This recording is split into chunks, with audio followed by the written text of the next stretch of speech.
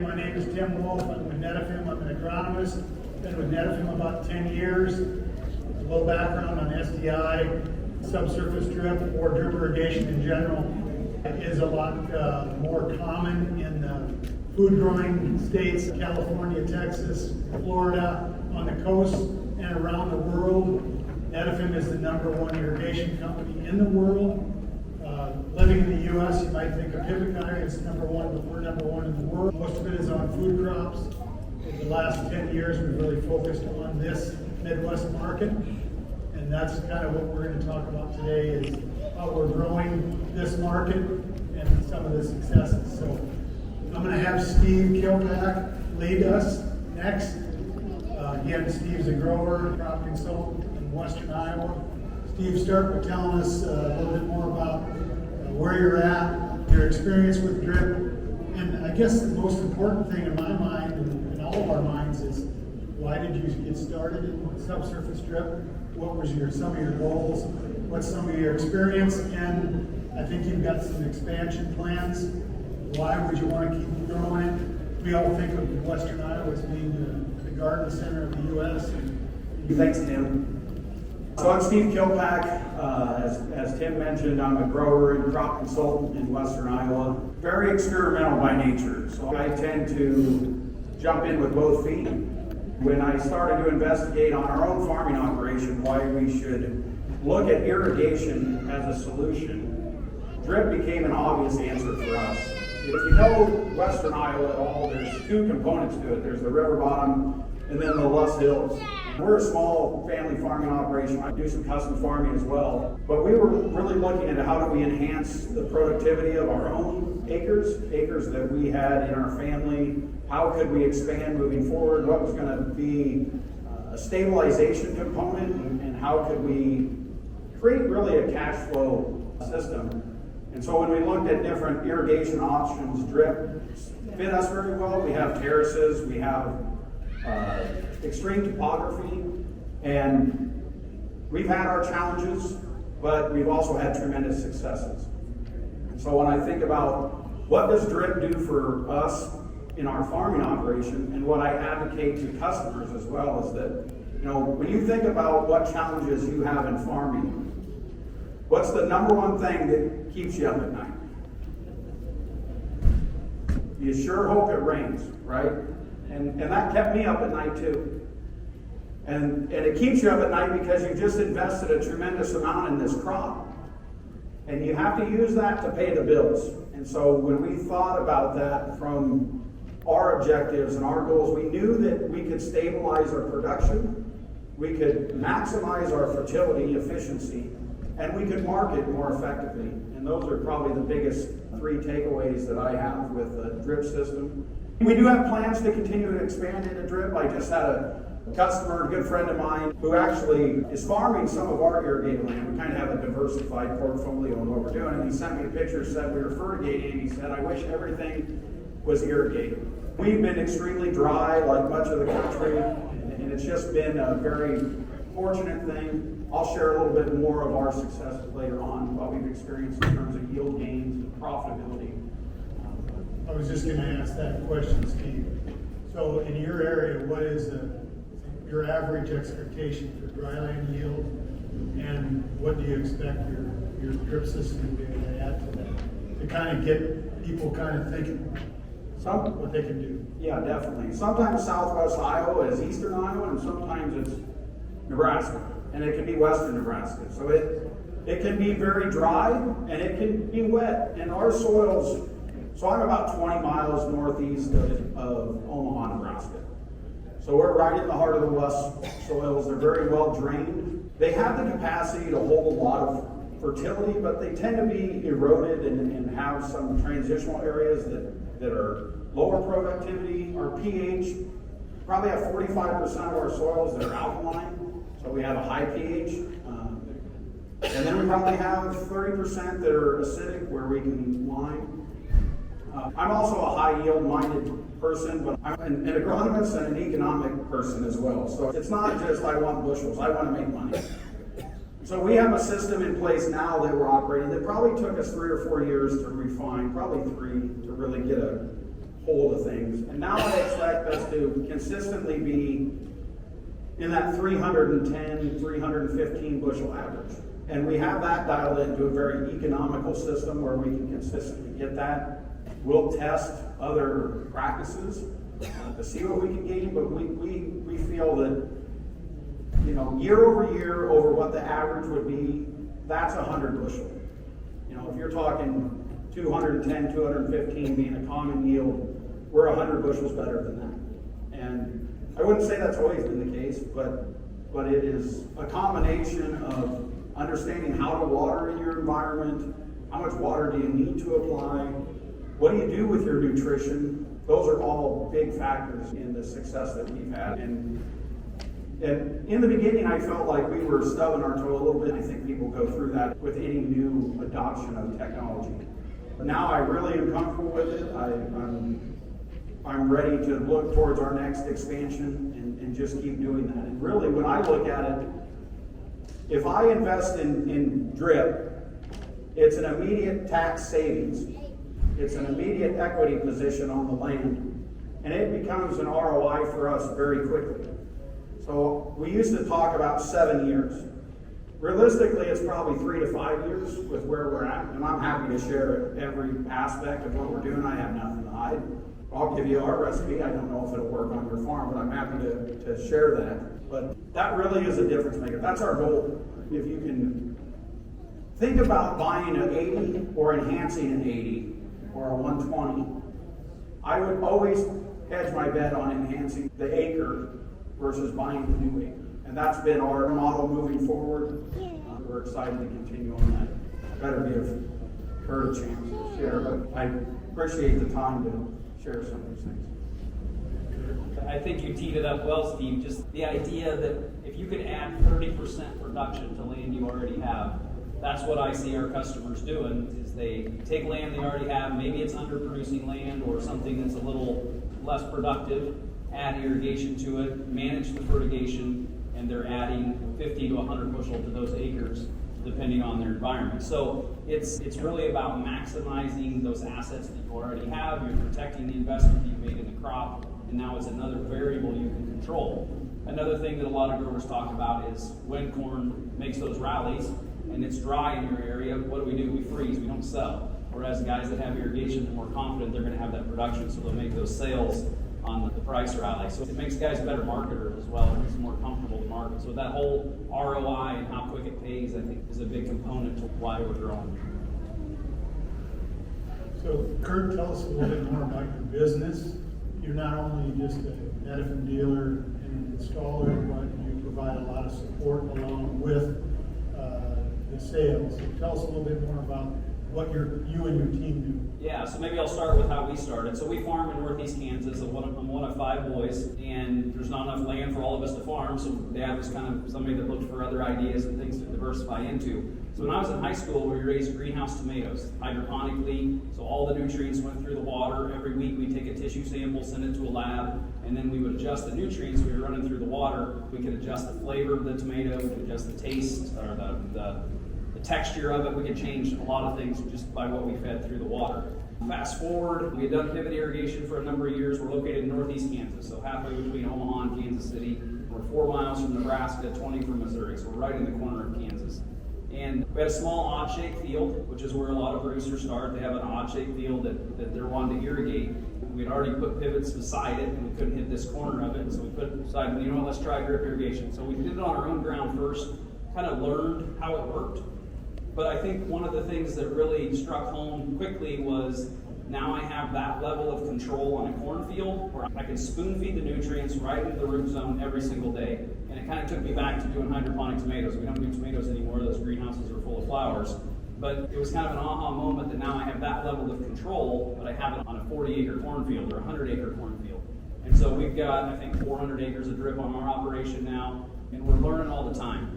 Our business has expanded. We did that first field 11 years ago. We now have an office in East Nebraska. We have a guy here in northwest Iowa, one in west central Minnesota, a couple guys in Illinois, one in Indiana. So we kind of cover most of the Corn Belt, and also one in Missouri. One of the things, though, that we've added recently in the last couple of years is we added 2 agronomists this last year.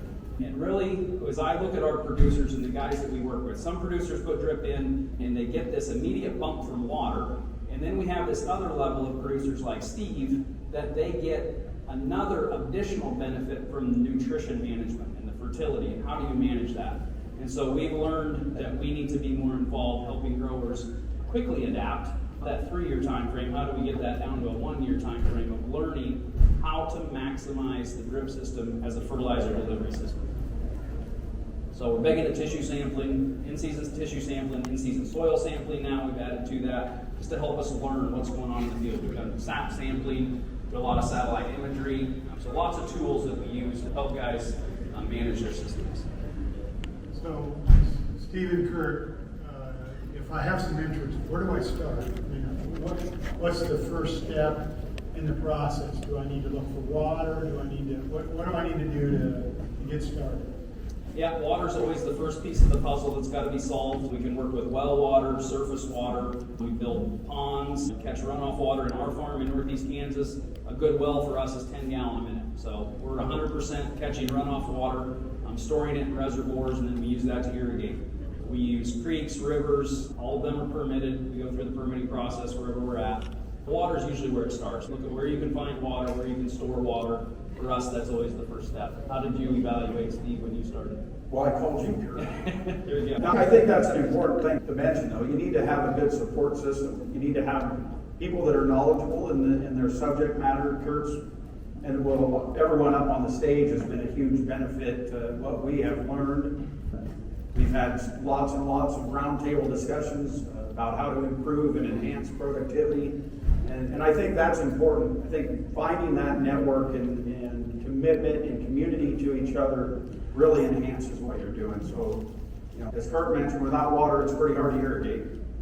But maybe just mention the diversity you have on your farm. Yeah, so we have one small well system. I actually raised vegetables for a while, so we had a small well system that we added. That was the first kind of test that we did with subsurface drip. I was familiar with surface application of drip tape. Then we have a well system that's a fairly high capacity well with a lot of topography change, a lot of terracing, and then we have another system that is surface water. It's in a small tributary, and that irrigates 2 pieces that don't have much topography. We have differing challenges with each system that we have to learn and address. So we've been able to tackle that and have success. I mean, everyone wants to think about the automation and the simplicity, and it is. But you have to understand that irrigation requires work and effort, no different than anything else that you're doing in your farming operation. And you can decide to rebuild your planter or not. You can decide to take care of your irrigation system or not. Or you can decide, I don't want to invest in that system or not. But if you're of the mindset that there is more opportunity for me to produce more bushels, market those bushels, the best way that I know how to do that is irrigation. And then, secondarily, I think if you're in areas that need drainage, it's hot, but it always goes back to water management. And every time I ever speak to a room full of growers, I say, farming is about managing sunlight, CO2, and water. We spend all our time talking about all the other things that make up that plant, but it's really about sunlight, CO2, and water. So we really put an emphasis on understanding those. Excellent discussion. Just so you guys know, we'll be available at our booth after we're done here. Our booth is just straight out and then to your left. So we'll be there. I think Steve will be there for at least another hour. So if you don't have a question that you want to share with the full group, you can come to our booth and visit with us there. But continuing the conversation, let's transition now. Jim Ed Beach, like I said, he's been with Netafim as a salesperson and now has evolved to SDIE. So why don't you start, Jim Ed, explain to us what SDIE is, and it's kind of new to all of us. Where are we at in the process, and what excites you the most that you took this new job to be the SDIE specialist. Go ahead, take it away. Thanks, Tim. So I don't know if any of you have heard of our product, SDIE, but when I started in Netafim about 7.5 years ago, we were just starting to work with this project out in the western U.S. with California dairies. We had a gentleman by the name of Dennis Hannaford who pioneered this technology, and actually one of our grower customers came to us and said, we're in this big drought. We need to figure out how we can generate another source of water, and while we're at it, if we could use the nutrients out of it, it'd be great too. So we put our heads together with them, and over about the next 5.5 to 6 years, we developed this product into SDIE, which stands for Subsurface Drip Irrigation Effluent. As we're going through this development process, and I'm getting my legs under me from, I spent about 15 years in the ag chem industry before I came to irrigation, so no pun intended, getting into the irrigation business was like drinking from a fire hose. So as we're going through this and I'm getting my legs under me, I'm going, boy, we have a wonderful opportunity for this product in the Midwest, whether it be dairy, swine, or beef operations that are all CAFOs. And so I keep hounding Dennis, and I said, Dennis, I've got to have something to work out here. And ultimately, we get it commercialized after about 5.5 years in the West Coast. And we kind of piddled around with it between Tim and myself and Kurt and a few other people within Netafim, spending just a little bit of our time on it, and it never seemed to really get to where we wanted it to go. And so in February, I took this role. And my concentration is just SDIE for the US and Canada. And so we're concentrating on developing this market in Midwestern dairies that handle their manure differently than what they do out in California. And then also swine operations in the Southeast that are primarily lagoon operations. Our fourth solution will be the deep pits with swine operations here and throughout the Midwest.